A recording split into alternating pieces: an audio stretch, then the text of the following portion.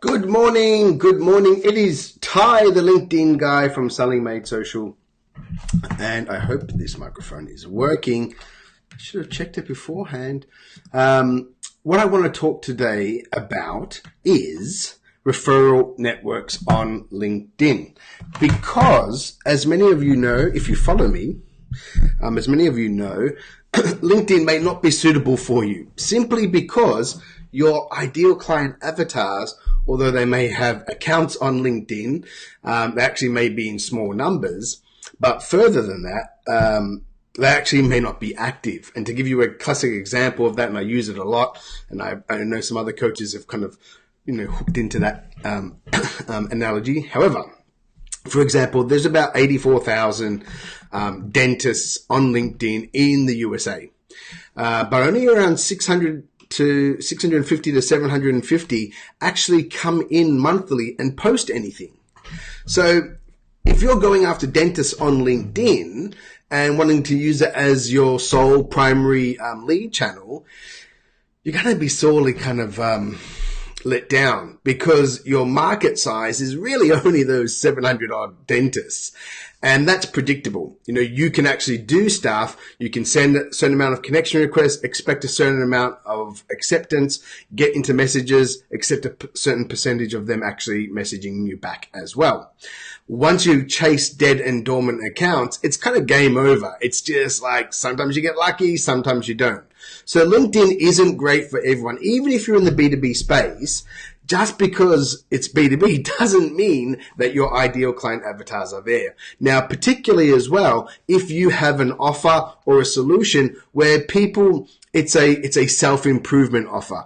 It's based on someone's behavior or interest. That's really hard. We can't filter for someone's behavior, interest, desire on LinkedIn. We can only go with some kind of hard filtering capabilities, like their title, the type of company, the size of the company, the revenues, things like that. We can't filter for someone who is a CEO who's anxious and stressed. It just doesn't work.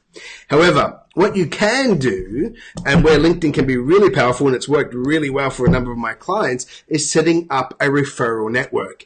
And many of you that are in the service business, you have this already. You go to networking events, you make a friend with someone who's in, another company, who's non-competitive, and they'll send you people, and, you'll give them a commission, stuff like that. Well, you can do that on scale and en masse in LinkedIn, especially like if you're in the USA. Many of my clients are USA based. You've got 500 and you've got 135 million users on LinkedIn, which is awesome. But what you should be doing for referral network, there's a couple of things you've got to think about, and I want to talk about it briefly. I've only got 10 minutes, I promise. You've got to think of it in terms of who you want as a referral partner, how you're going to then position that on LinkedIn, and then the way that, in general, how you're going to run your referral network. Really, really important. So the first thing is, who can be a referral partner? Now, for many of you who've been in business for a long time, you'll easily be able to kind of think of that. However, if you're struggling a little bit, what you've got to think about is the sales journey that your customer goes through to eventually ends with you, because many of the services that you offer may have many stops on the way. And what I mean, for example, one of the businesses I have is the wedding dress business. We sell and we rent here in Japan. 95% of the market in Japan is actually rental market, but renting a dress costs $500, $1,500, $3,000. So it's a good market.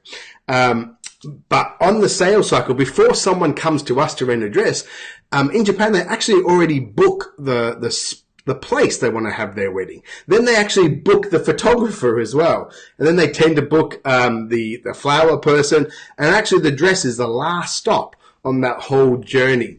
So for us to get referral partners, we look at that journey and say, okay, we're non-competing with in many cases, the wedding space. Some of them have their own dress stores and things like that, but many don't. Many are restaurants, many are hotels and things like that.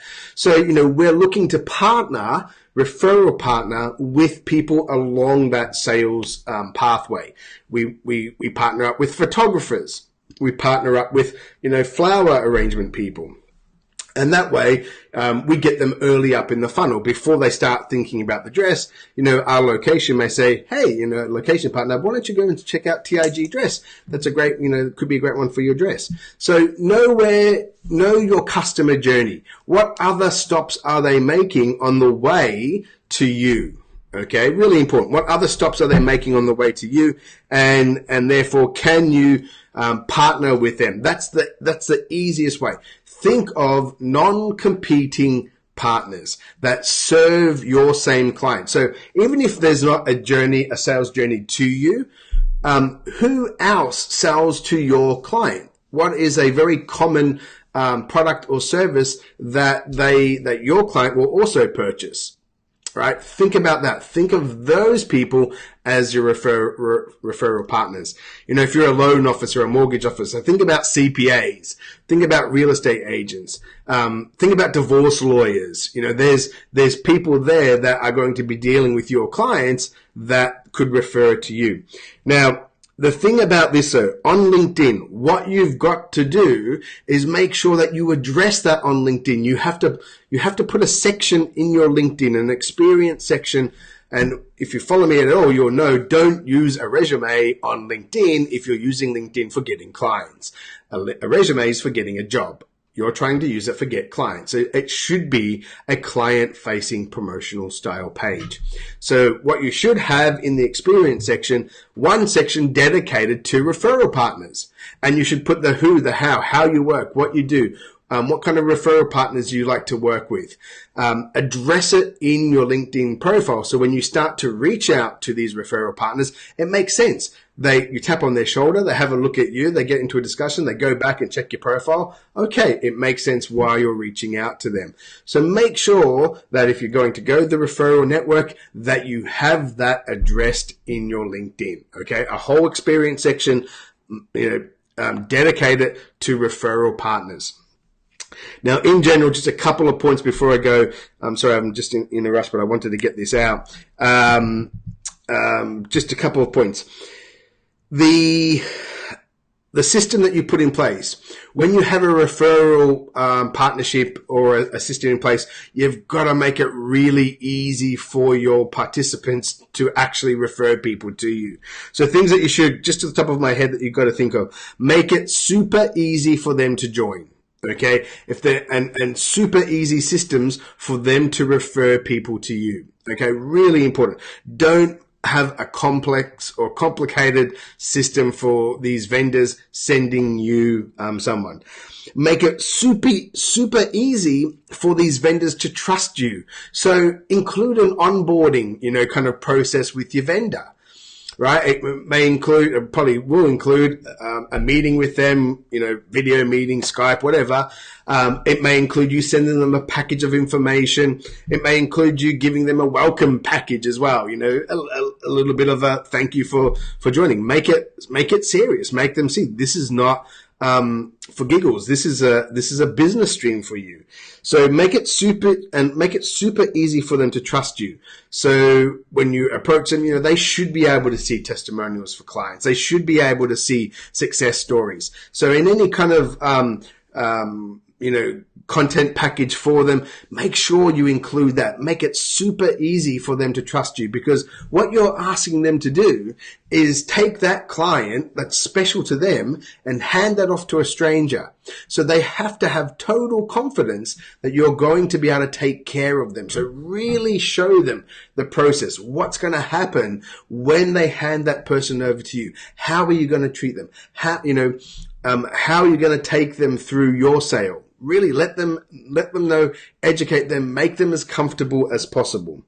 Then you've got to think about putting in a system for them that they can give you feedback and they can give you criticism and they can give you complaint if needed. So get that out of the way from the front, from the start, right? Make it easy for them to be able to complain. No show. What's that, Robert? Make it easy for them to be able to make it easy for them to be able to make a complaint. All right, because when it occurs, it's always uncomfortable. So put in the system in advance. right? Put in a system in advance. It can really help them. The final thing is think of a reward. You know, what kind of reward are you going to give to these vendor partners? Sometimes it's appropriate. Sometimes it's not. Sometimes you're just a value add for them and it makes them look good and makes them feel good that they're providing another solution to a client. So think about that in terms of what you want to offer as an incentive, as a reward. Now, your mission after you add these referral partners is you've got to nurture that relationship and you've got to look for ways where you can reciprocate as well. You know, always be giving back to these referral partners as well in any way that you can possibly think of. You know, make a list of 10, 20 ways of how you can give back to referral partners. Think about this in advance. So when you get them, you can execute. So every month, every couple of weeks, they're getting something from you as well, right? That's valuable to them, but is, you know, it's not taking from you. So think of that kind of reward system. So as I said from the start, just a quick one, but referral networks can be very strong for you if your LinkedIn targets can't be easily identified and you actually don't have a large active base on LinkedIn. Go for the people that are also servicing those clients but are active on LinkedIn. And that's what you use LinkedIn for in that case. You build up a massive, well-curated, well-nurtured referral partner base, and it can be millions for you over the lifetime of your business, right?